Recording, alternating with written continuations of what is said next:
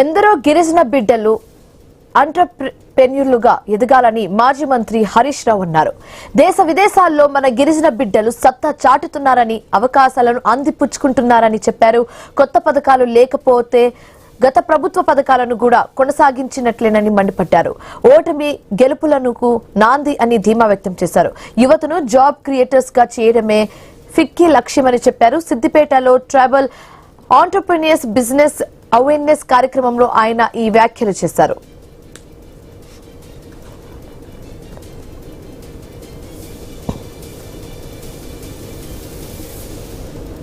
ఇవాళ రాష్ట్రంలో కొత్తగా అధికారంలోకి వచ్చిన ప్రభుత్వం మర్చిపోయింది. ఎన్నికల ముందు మేనిఫెస్టోలో చాలా విషయాలు చెప్పారు. కొత్త ఏమీ చేయలేదు. కనీసం గత ప్రభుత్వం అందించిన పథకాలను కూడా కొనసాగించిన పరిస్థితి లేదు. So I request city to work like a pressure group. మీరు ప్రభుత్వం మీద ఒత్తిడి తెచ్చే ఒక ప్రెషర్ గ్రూప్ గా పనిచేసి సబ్సిడీలు రిలీజ్ అయ్యే విధంగా, పథకాలు అమలయ్యే విధంగా ఈ సిటీ కృషి చేయాలని చెప్పి కూడా నేను ఈ సందర్భంగా కోరుతా ఉన్నా.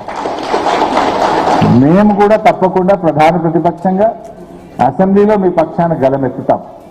మీకు తెలుసు ఎన్ని కార్యక్రమాలు జరిగినాయో. ఆనాడు కేసీఆర్ గారు ప్రభుత్వం ఉన్నప్పుడు సీఎం టీ ప్రైడ్ పేరు మీద వేలాది మందికి 100 కోట్ల రూపాయలు సబ్సిడీ రిలీజ్ చేసి ప్రభుత్వం పారిశ్రామికవేత్తలుగా తయారు చేసింది.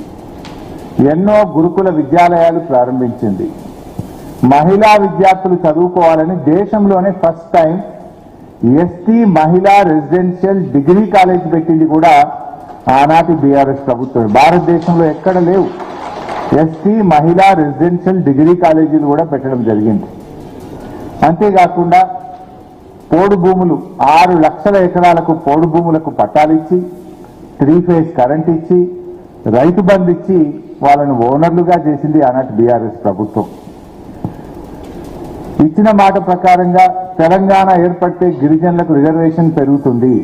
ఆంధ్రప్రదేశ్ లో 6% ఉంటే తెలంగాణ రాష్ట్రం ఏర్పడ్డ తర్వాత విద్యా ఉద్యోగాల్లో 10% రిజర్వేషన్లు కూడా ఆనాడు బీఆర్ఎస్ ప్రభుత్వం గిరిజనుల కోసం కల్పించిన విషయం కూడా మీకు తెలుసు. ఇలా ఎంతో మంది డాక్టర్లుగా, ఇంజనీర్లుగా అద్భుతమైనటువంటి ప్రభుత్వ ఉద్యోగాలు పొందుతున్నారంటే 10% రిజర్వేషన్ యొక్క ఫలితాలు ఇవాళ అందించింది కూడా ఆనాటి కేసీఆర్ గారి ప్రభుత్వం.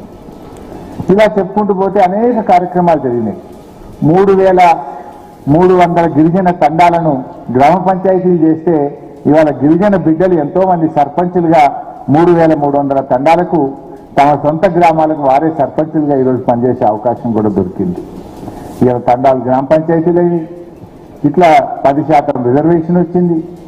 ఎన్నో గురుకులాలు, మహిళా రెసిడెన్షియల్ డిగ్రీ కాలేజీలు వచ్చినాయి. పారిశ్రామికవేత్తలుగా తయారు కావడానికి సబ్సిడీ పథకాలు వచ్చినాయి. ఎస్సీ ఎస్టీ సబ్ ప్లాన్ కూడా బీఆర్ఎస్ ప్రభుత్వం తెచ్చింది. అంటే జనాభా ప్రాతిపదికన నిధులు కేటాయించడమే కాదు, ఆ నిధులు ఖర్చు కాకపోతే ల్యాప్స్ కావద్దు, నెక్స్ట్ ఇయర్ కు క్యారీ ఫార్వర్డ్ అయ్యే విధంగా ఎస్టీ సబ్ ప్లాన్ కూడా ఆనాడు బీఆర్ఎస్ ప్రభుత్వం తీసుకురావడం జరిగింది. ఇట్లా ఎన్నో మంచి కార్యక్రమాలు జరిగినాయి. ఇంకా చెప్పుకుంటూ పోతే చాలా విషయాలు ఉన్నాయి. అయితే ఈ ప్రభుత్వం ఏం చెప్పింది? మేనిఫెస్టోలో చాలా చెప్పారు. 10వ తరగతి పాస్ అయితే 10,000 ఇస్తాం, ఇంటర్మీడియట్ పాస్ అయితే 25,000 ఇస్తాం, డిగ్రీ పాస్ అయితే 1,00,000 ఇస్తాం, పీజీ పాస్ అయితే 2 లక్షలు ఇస్తాం, పిహెచ్డీ చేస్తే 5 లక్షలు ఇస్తాం. ఒక్క రూపాయన్న ఎవరికైనా ఇచ్చారా? ఒక్క ఎకరా కన్నా పోడు భూములకు పట్టాలు ఇచ్చారా? ఒక్క యువ పారిశ్రామికవేత్తలకు, ఎస్టీలకు ఒక్క రూపాయి సబ్సిడీ అన్న రిలీజ్ అయిందా? ఎన్నో విషయాలు చెప్పారు, కానీ ఏ ఒక్కటి అమలైతలేదు. మొన్న అసెంబ్లీలో నేను ఒక క్వశ్చన్ అడిగాను. ఎస్టీ కార్పొరేషన్ కు మీరు ఎన్ని నిధులు పెట్టారు ఈ 3 ఏళ్లలో కాంగ్రెస్ ప్రభుత్వం వచ్చినాక, ఎంత ఖర్చు పెట్టారు అని ఒక ప్రశ్న వేశాను. ఏం చెప్పింది ప్రభుత్వం అసెంబ్లీలో అంటే 2,730 కోట్ల రూపాయలు ఎస్టీ కార్పొరేషన్ కు డబ్బులు పెట్టాము. బాగానే పెట్టిండ్రు అనుకున్నా. ఎంత ఖర్చు పెట్టారు అని అడిగిన 70 కోట్లు ఖర్చు పెట్టారు. ఎంత మందికి ఉపాధి కల్పించారు? గుండు సున్నా. మరి 70 కోట్లు ఎవరికి పోయినాయి? కరెంటు బిల్లుకు, కార్లకు, పెట్రోలుకు, ఫ్యానుకు, ప్యూనుకు, నల్ల బిల్లుకు పోయినాయి. అంటే ఒక్క రూపాయి కూడా గిరిజన యువత ఉపాధి కోసం, గిరిజనులకు ఉపాధి కోసం ఎస్టీ కార్పొరేషన్ ద్వారా ఈ 3 ఏళ్ల కాంగ్రెస్ ప్రభుత్వంలో ఒక్కరికి కూడా ఉపాధి దొరకలేదు ఇప్పటిదాకా. బడ్జెట్ల పెట్టుడు, నిధులు ల్యాప్స్ చేస్తుడు. ఇది నేను చెప్తున్న మాట కాదు.